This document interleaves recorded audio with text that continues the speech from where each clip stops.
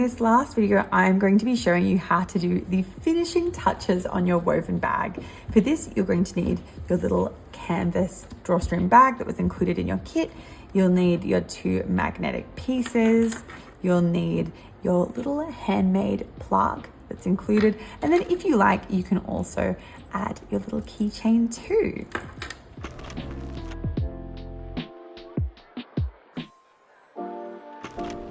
Now, the first thing you want to do before you attach your hardware is just take one last moment to double check your work and make sure there is no visible plastic space showing.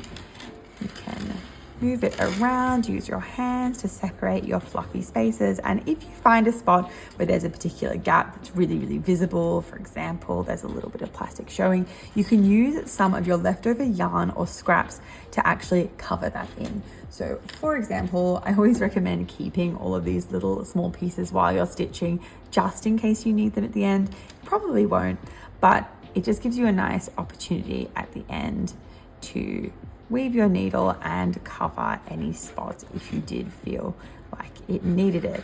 In this case, I think I'm pretty happy with my bag, but this is the perfect time to take a look and make sure you're happy with it before we move on.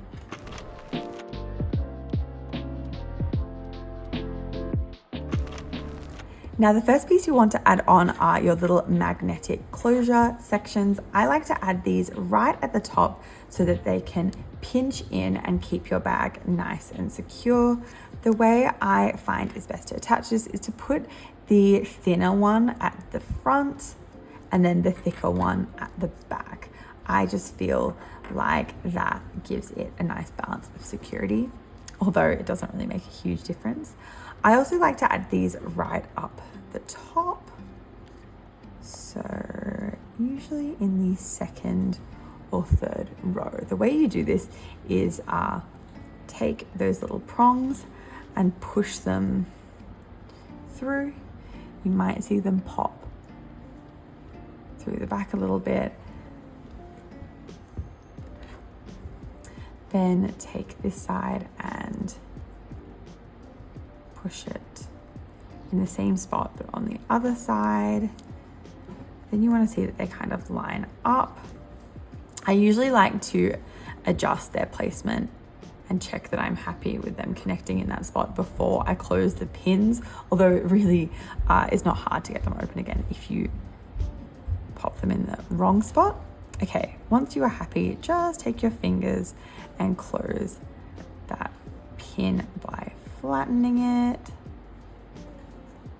Then I like to take some of my yarn and fluff it around that metal piece so that you can't see it. If it is visible, we'll use that same technique to cover it up that I mentioned earlier. Yep, definitely happy with that spacing. You can also try and move your yarn away from that section before you close the pin too. That can be another way to ensure you can't see it from the front.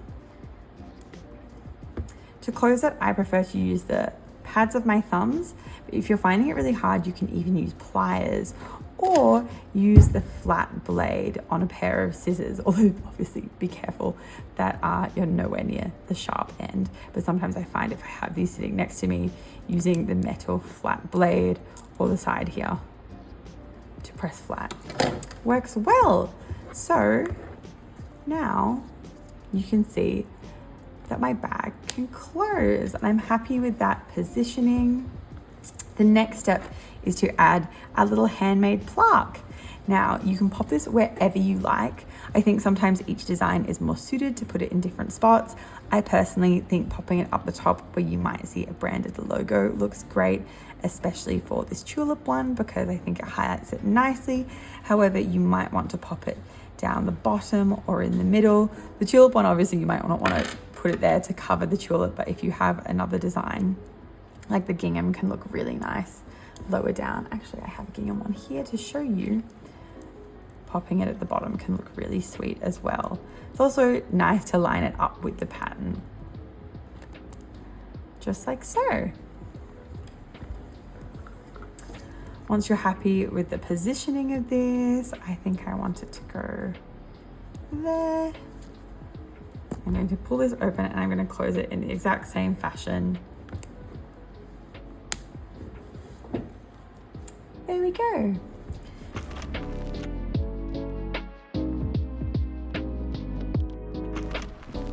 And the final step, which of course is optional, is to add on your little keychain charm.